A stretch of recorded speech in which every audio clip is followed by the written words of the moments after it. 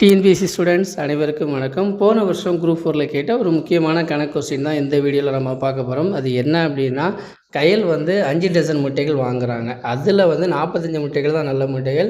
Balance இருக்க கெட்டுப்போன முட்டைகளுடைய சதவீதம் தான் கேட்டிருக்காங்க. இந்த கணக்கை நம்ம பார்க்குறதுக்கு முன்னாடி நான் ஸ்க்ரீனில் ஒரு 2 டேபிள் தரேன். அந்த 2 டேபிளையுமே மனப்பாடம் பண்ணி வச்சுக்கோங்க. ஏன்னா அந்த டசன் இது மாதிரியான விஷயங்கள் கேட்கும்போது நமக்கு அதை கன்வெர்ட் பண்ண நம்பர்ஸாக கன்வெர்ட் பண்ண தெரியணும்.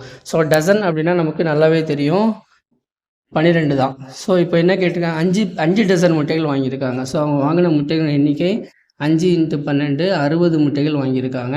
அதில் நல்ல முட்டைகள் 45. ஸோ கெட்டு போனது 60 - 45 15 முட்டைகள் கெட்டு போச்சு.